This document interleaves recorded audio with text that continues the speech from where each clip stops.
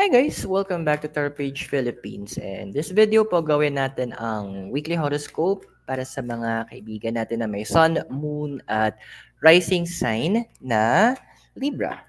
This is for May 13 hanggang 19. So kung bago kayo sa channel, please click the subscribe button, bell notification, and give this video a like. At kung maaari din po, pakishare na rin to sa mga social media accounts nyo at sa mga group chats nyo po. Kung gusto niyo po malaman at kung ano at para saan ba yung benefits ng sun, malaman ang sun, moon at rising signs niyo po, sa dulo po ng video may link tayo para dito. For private readings and spell works, pwede niyo po akong ma-message sa ating Facebook page. The link is in the description below. At sa mga gusto pong mag-support ng ating channel, pwede po kayo mag-send ng donation via GCash or Maya. The number is in the bottom of the screen. Pwede rin naman po yung using yung join button o yung ating thanks button sa baba. Libra, kamusta ka ba? Silipin natin. So, okay. The Libra we have here is the King of Pentacles, tsaka not for you. Okay. So, technically, medyo happy ka naman din. Pero, ano ba yung feeling mong kulang sa'yo? May kulang. Alam mo, siguro normal na yun, no? Sometimes, talagang may kahit nasabihin na ba na, ay, happy si Ganes, ganyan, o okay naman si ganito, pero may kulang pa din na hinahanap tayo, na parang, parang andun yung, kailangan ko ng ganito eh, ito yung hinahanap ko, ito yung kailangan ko. O andun yung parang may nangyayaring soul searching. Yun yung nakikita ko dito. Na nagkakaroon ka ng soul searching na may mga na hinahanap ka. So, it's time na medyo i-deal natin 'to. Kasi in terms of the physical realm, sabi ng King of Pentacles kasi, medyo settled ka na. Medyo kampante ka naman. Puwedeng secured ka in terms of your family or kung nasaan ka, maybe secured ka sa work mo or sa business. Pero emotionally, may hinahanap ka. Deep inside, meron kang gustong maarok, matanggap o makuha. Meron kang gustong kumbaga, alam mo yung feeling na ewan ko sa mga nanganak na, yung nagki-crave. Meron kang crave or pinaglilihihan, yung parang nagki-crave ka minsan, naranasan ko yun, Diyos ko, na araw ko naghanap, dinuguan. Ayan. Nakahanap ako dito sa Trinidad. Minsan may gano'n na hinahanap mo, kailangan ma-satisfy yun, na kahit na anong eme mo o kahit anong hanap mo ng pang-substitute do'n, hindi siya matapalan.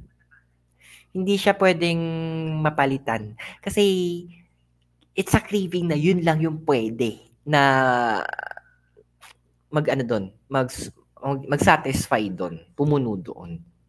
Ba 'tong hinahanap mo kasi? Ano ba yung ano mo? Tingnan natin yung crossing mo.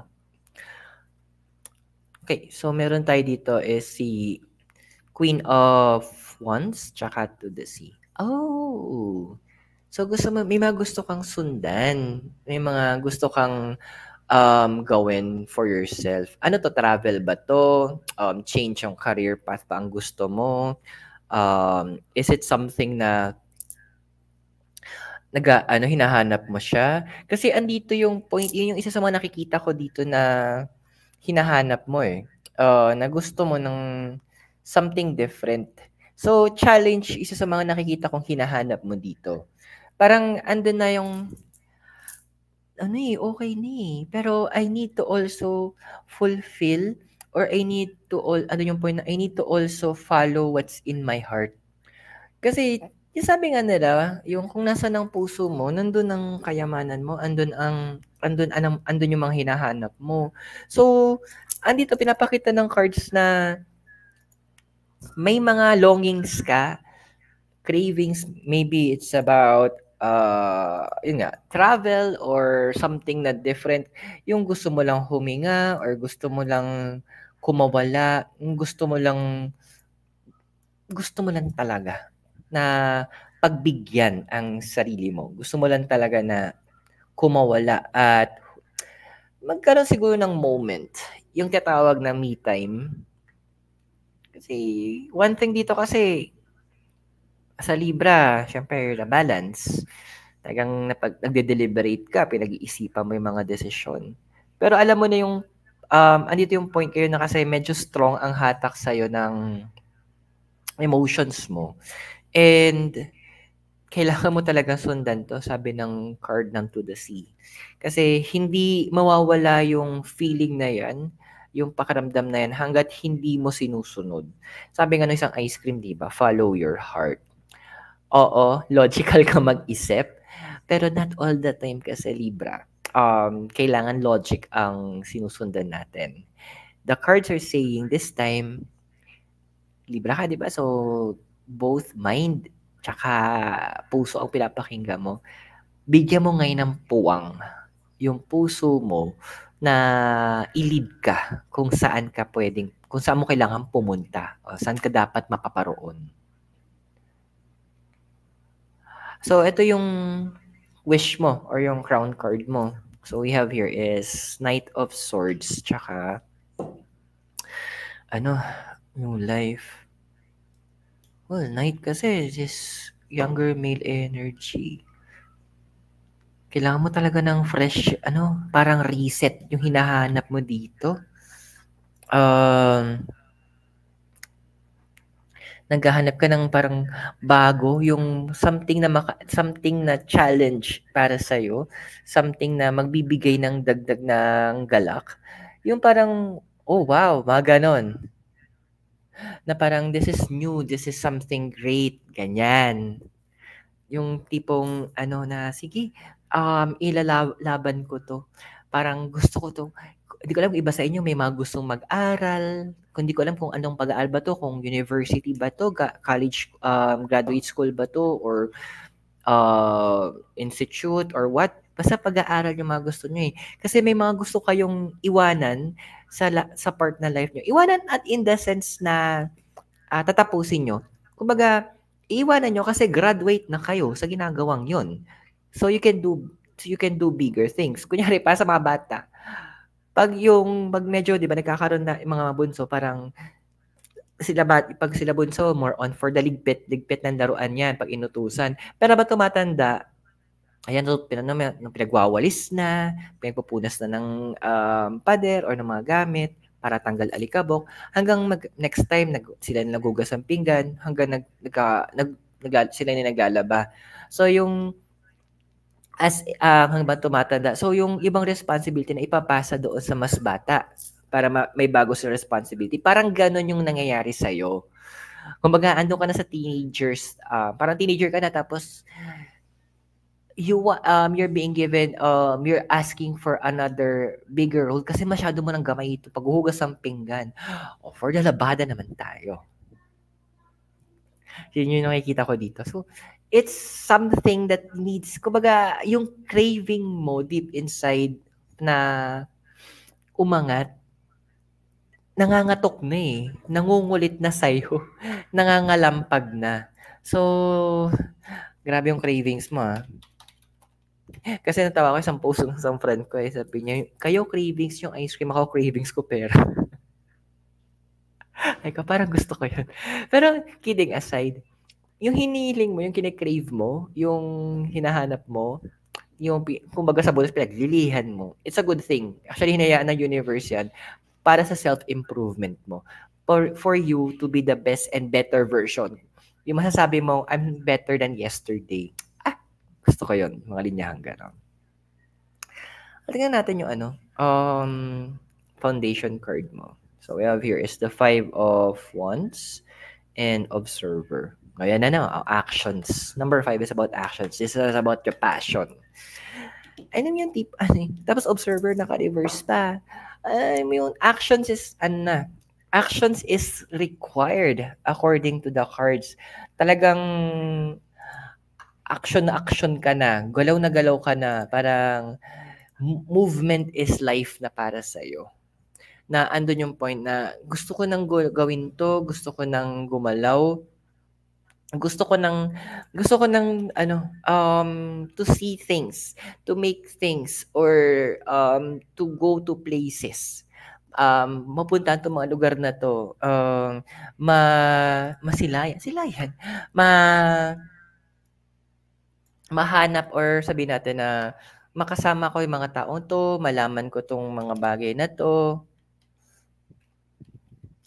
So, andun yung point na ano, eh, na yun yung foundation mo, eh. Kasi for you, mas makikita mo yung magkakaroon ka ng parang life, kapag andun yung point na there are different movements going on.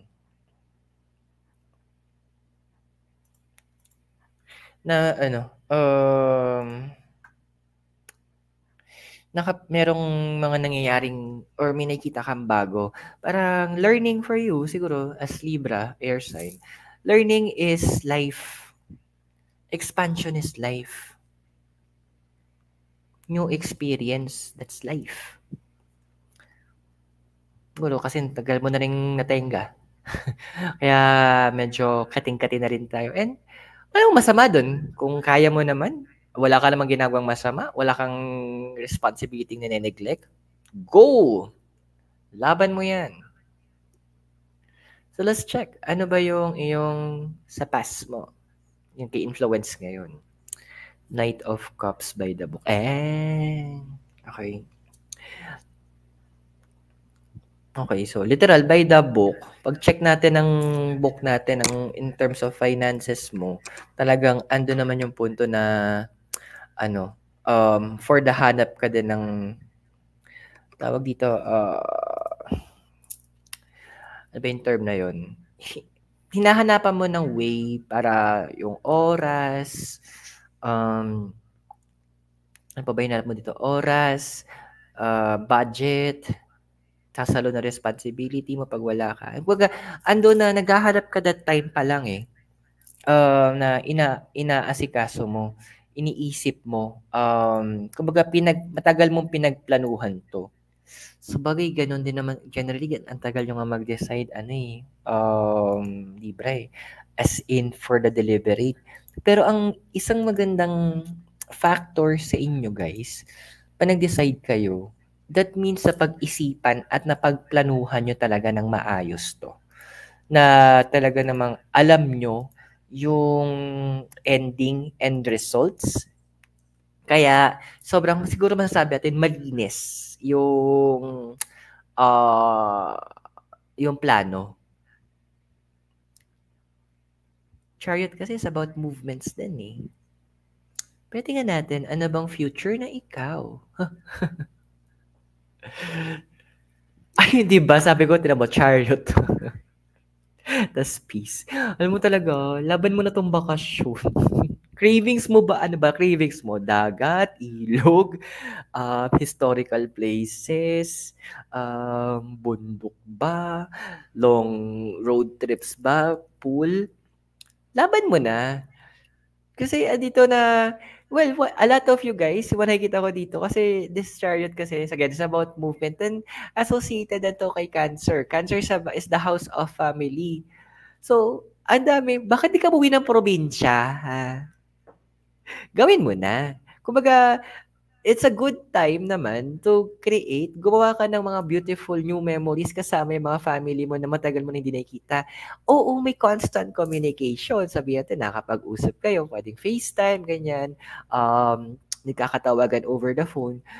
Pero kasi Cancer. Pero kasi Libra, iba pa rin ang impact ng face-to-face. Alam mo ang mga nami-miss ko pag umuwi ng probinsya, yung pag nakita ka ng mga kamag-anak mo, uy, sayakapin ka. Iba yung connection eh. Iba yung warmth, iba yung yung mga tita ko mahilig manghahawak ng mukha yan sa halikan ka sa noo, kaya sa pisngi. Iba, hindi mo kahit oras kayo nagvi-video call diyan, kahit ilang oras yan, walang tutumbas doon sa physical connection. Yung mga tipo ipagluluto, yung may food, diba parang, tas kakain kayo sabay-sabay. Yun yung hinahanap mo eh. Yung pala yung cravings mo eh. Laban mo na. Gagawin mo din naman pala eh. And in terms of finances, you are so wala ka nang kailangang isipin pa. So, kalmahan mo lang ha. Kasi tawag dito,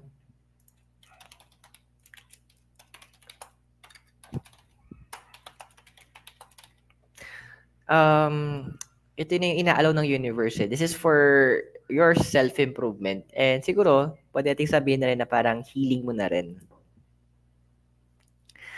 Tingnan natin yung ano mo, physical environment. Tadan! So, meron tayong 8 of higher power. Okay.